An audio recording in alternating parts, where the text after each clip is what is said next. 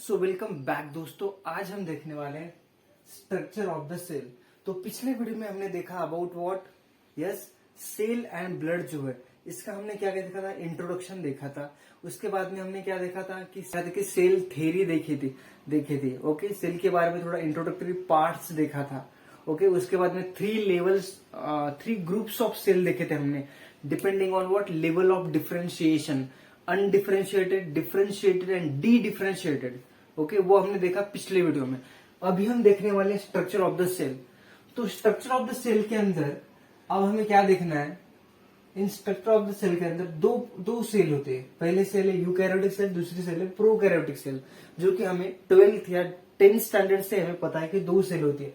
Eukaryotic cell मतलब क्या है कि जिसके पास न्यूक्लियस है, न्यूक्लियर मेम्ब्रेन है।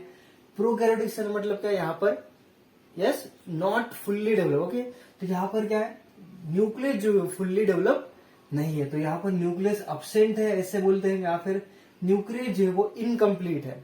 ओके, यहाँ पर न्यूक्लियर मेम्ब्रेन अब्सेंट है। ओके, इसके अंदर जो आते हैं यूकैरियोट के अंदर क्या आते हैं, यस, यूकैरियोट के अंदर आते हैं animal cell, plant cell. Mostly जो प्रोटिस्टा ग्रुप है ना, वो सारा का सारा ग्रुप किस में आता है, यूकैरियोटिक सेल के अंदर। इन प्रोकैरियोट के अंदर क्या आते हैं, बैक्टीरियाज आते हैं, रिकेट्शिया आता है। ओके, तो इसके अंदर माइक्रो ऑर्गेनिज्म आते हैं। अगर हम यूकैरियोटिक सेल की बात करें तो ये मोस्टली लार्ज सेल होती है, और प्रोकैरियोटिक सेल जो है ये क्या होती है, स्मॉल सेल होती है। ये होती है अबाउट 100 माइक्रोमीटर के आसपास, और ये होती है 1 to 10 माइक्रो। ओके, इतने ही इसकी साइज रहती है प्रोकैरियोटिक सेल की। तो ये बड़ी सेल है, ये छोटी सेल है, क्योंकि अगर हम देखें कि बैक्टीरिया जो है वो इन्फेक्ट करते हैं एनिमल सेल को, पता है आपको।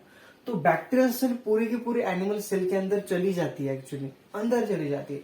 इसलिए ऑब्वियसली अगर बैक्टीरियल सेल को इन्फेक्ट करना या अंदर जाना हो एनिमल सेल के अंदर, तो ऑब्वियसली उसकी जो साइज होगी वो क्या होगी, छोटी होगी। ओके, अब यहाँ पर हमें मेनली फोकस करना है यूकैरियोटिक सेल के ऊपर, क्योंकि प्रोकैरियोटिक सेल आते हैं बैक्टीरियल सेल के अंदर, और वो बैक्टीरियल सेल जो है उसके बारे में भी हम देखना है, लेकिन इतना नहीं है।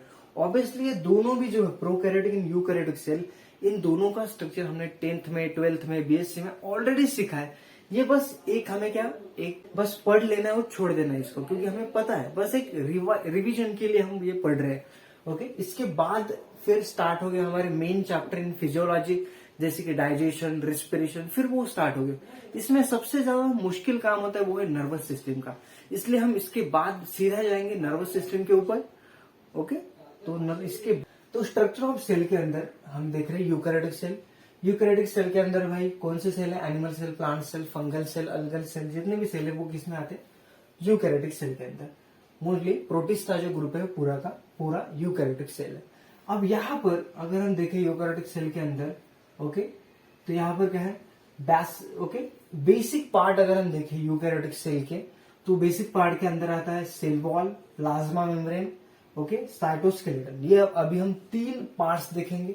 तो सेल वॉल जो है ये क्या है, टफ मेम्ब्रेन है, जो कि प्रेजेंट, टफ रिजिड स्ट्रक्चर है, जो कि प्रेजेंट है, कहा है, अराउंड द प्लांट सेल। ये प्रेजेंट होता है प्लांट सेल के अंदर, सेल वॉल, जैसे कि हमें पता होता है।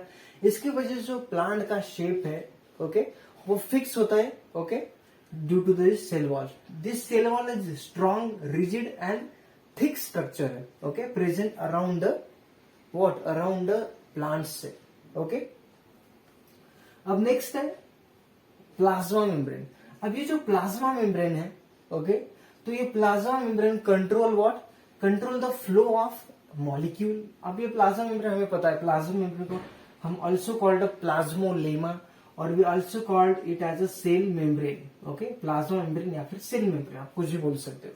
तो ये जो प्लाज्मा मेम्ब्रेन है इसके डिफरेंट मॉडल्स हैं, जैसे कि हमें पता है कि सैंडविच मॉडल है, फ्लूइड मोजाइक मॉडल है, जो कि सबसे फेमस है, फ्लूइड मोजाइक मॉडल। ओके, तो अगर हम सैंडविच मॉडल की बात करें तो उसने कहा था, क्या कहा था, कि यहाँ पर दो लिपिड लेयर के बीच में जो प्रोटीन मॉलिक्यूल भरा हुआ है, जैसे सैंडविच लाइक स्ट्रक्चर, कि दो सैंडविच जैसे होता है कि उसके बीच में हम जो भरते हैं उससे प्रोटीन है, और जो ऊपर हम जो ब्रेड लगाते हैं वो nothing but what, lipid layer. तो ऐसा कहा था इन द सैंडविच मॉडल के अंदर, लेकिन वो मॉडल जो वो फेल हो गया ड्यू टू द, वो एक्सप्लेन कर नहीं पाया number of the number of the process थे वो एक्सप्लेन नहीं कर पाया, इसलिए वो मॉडल फेल हो गया। और ये जो मॉडल था फ्लूइड मोजाइक मॉडल, ये एक्सप्लेन कर पाया प्लाज्मा मेम्ब्रेन को एग्जैक्टली, इसलिए ये जो फ्लूइड मोजाइक मॉडल है propose by the Singer and Nicolson, this is a fluid mosaic model. According to this fluid mosaic model, okay, this cell membrane structure is like a fluid mosaic model. Means icebergs are floating in the seas. Okay, जैसा ice जो है वो floating है in the sea water. Just like that structure of the किसका है fluid cell membrane का, according to this scientist. और यही था. Okay, अब control of the, ऐसे अगर हम देखें जाए तो बहुत सारे मॉडल्स है, 4 मॉडल्स है. ओके, तो उस मॉडल के हिसाब से अगर हम देखें तो cell membrane different model shows करती है. ओके, तो सेल मेम्ब्रेन जो है वो क्या डिफरेंट मॉडल शो करती है डिपेंडिंग ऑन सिचुएशन के हिसाब से अलग अलग मॉडल्स हैं. ओके, सेल के. अब यहाँ पर अगर हम देखें इन दिस, तो सेल मेम्ब्रेन के अगर हम स्ट्रक्चर देखें तो ऐसा स्ट्रक्चर है इस पर, ये है लिपिड बाइलेयर. ओके, और ये जो बीच में है this is the protein.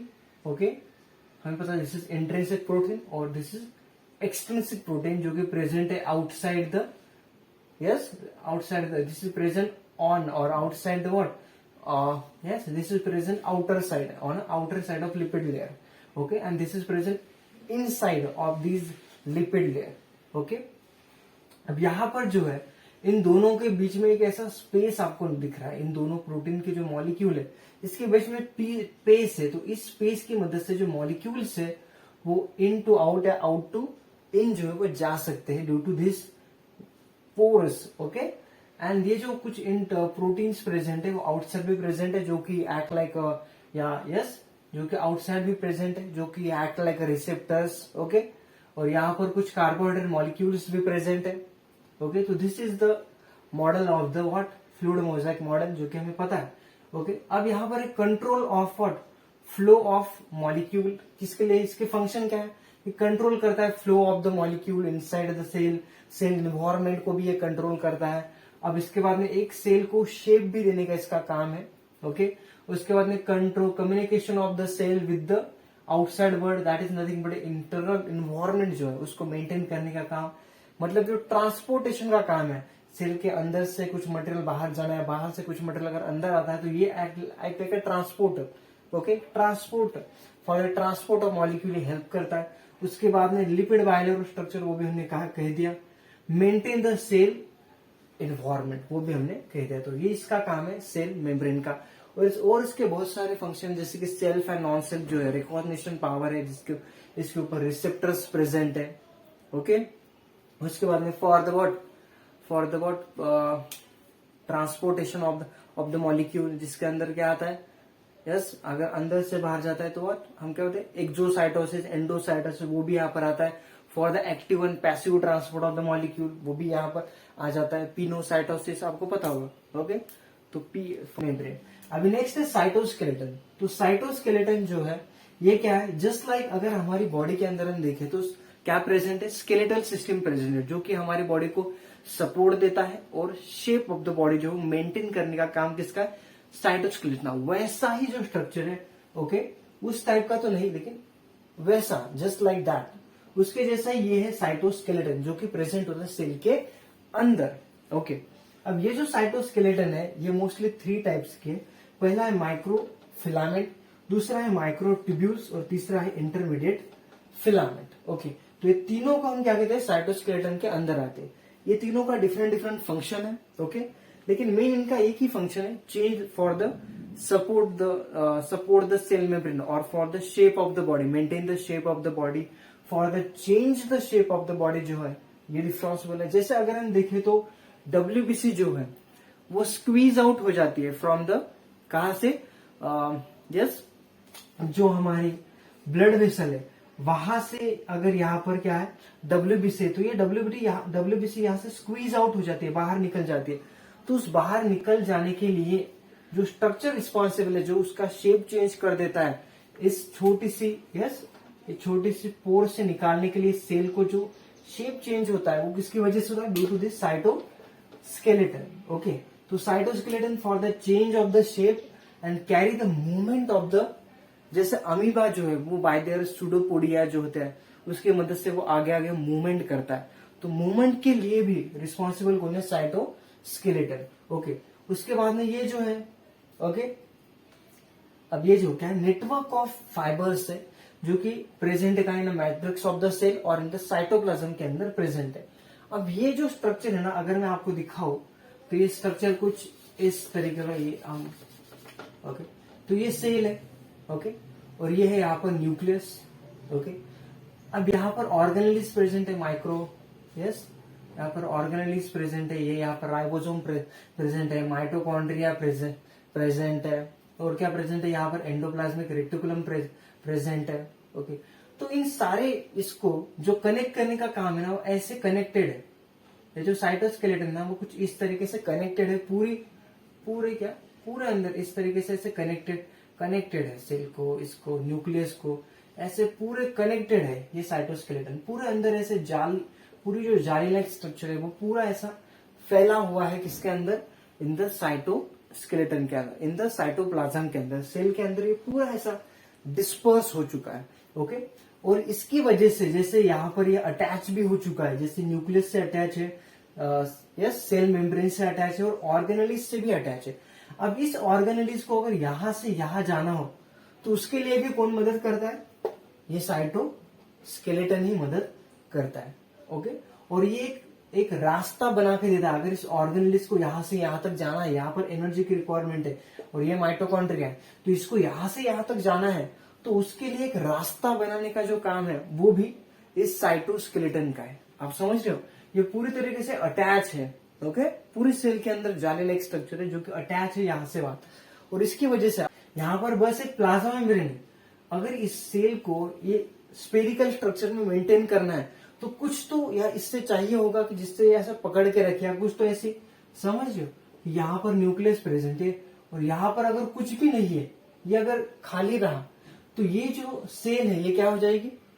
Yes, flat हो जाएगी ना। तो फ्लैट ना होने के लिए इसके अंदर ये ऐसी क्या है, ये स्ट्रक्चर प्रेजेंट है, जिसके वजह से का शेप जो है इस सेल का ये मेंटेन रहता है। समझ रहे हो? तो this is the function of this cytoskeleton, okay. Cellular movement, surface of the chemical reaction जो है उसके लिए प्रोवाइड करता है, जैसे कि मैंने आपको कह दिया, ओके। तो इसका थ्री टाइप्स है। माइक्रोफिलामेंट जो ये मेडअप ऑफ एक्टिन प्रोटीन से बना हुआ है, adept to new shape and maintaining the structure of integrity of the cell. तो न्यू शेप जो अडेप्ट करती है सेल, उसके लिए ये माइक्रोफिलामेंट मदद करता है। और उसके साथ में help the plasma to stream. Plasma जो है वो कोई स्टेडी फ्लूइड नहीं है, समझ लो, वो कोई ऐसा प्लाज्मा जो प्रेजेंट है, साइटोप्लाज्मा जो कि सेल के अंदर प्रेजेंट है, तो वो प्लाज्मा कोई ऐसा स्टेडी स्टेट में या रेस्टिंग कंडीशन में नहीं है, वो ऑलवेज ना फ्लोटिंग स्टेट में है, समझ लो। तो फ्लोटिंग स्टेट में उसे मूवमेंट के लिए मदद कौन करता है? Microfilament, okay. उसके बाद माइक्रोट्यूब्यूल्स, ये बने ट्यूब्यूलिन प्रोटीन से, ओके। और ओके, अल्फा एंड बीटा दो ट्यूब्यूलिन प्रोटीन है यहाँ पर। ये maintain the shape by providing support, जो है ये प्रोवाइड करने का काम कौन करते हैं? ट्यूब्यूलिन। और ये जो माइक्रोफिलामेंट ये सॉलिड ट्यूब्स थे, और ये जो माइक्रोट्यूब्यूल्स है ये है हॉलो ट्यूब, जो कि आप इसका स्ट्रक्चर सामने देख सकते हो। अब ये जो move for the movement of organelles and chromosome at the during the cell division. तो सेल डिवीजन के वक्त आपको पता होगा कि during the metaphase, okay, prophase, metaphase, anaphase, cell division आपको पता होगा। तो वो जो स्पिंडल फाइबर फॉर्म होता है ना, उसको उससे फॉर्मेशन के लिए भी ये माइक्रोट्यूब्यूल मदद करता है, ओके। नेक्स्ट है इंटरमीडिएट फिलामेंट, ये बने हुए फिलामेंट प्रोटीन है, okay. Bind the cell together at a bind cell junction, दो सेल को बाइंड करने का at a cell junction and around a basket, okay. और ये न्यूक्लियस के अराउंड लाइक इंटरमीडिएट फिलामेंट। ये तीनों का फंक्शन आई होप आपको समझ गया होगा। इसका काम वही है जैसे कि मैंने यहाँ पर आपको समझा। ये है माइक्रो, ये है साइटोस्केलेटन। अब हम नेक्स्ट जाएंगे, नेक्स्ट जो हमारे पार्ट्स ऑफ यूकैरियोटिक सेल है, जैसे अभी क्या बच गया हमारा, एंडोप्लाज्मिक रेटिकुलम देखेंगे, माइटोकॉन्ड्रिया देखेंगे, राइबोसोम देखेंगे, ये सारे स्ट्रक्चर अभी 1 by 1 देखेंगे। बस इसको हमें पढ़ना है और छोड़ देना है, क्योंकि हमें ऑलरेडी हम पढ़ चुके हैं, बस हम एक रिवीजन के लिए देख रहे हैं, ओके। सो नेक्स्ट देखते हैं नेक्स्ट क्लास।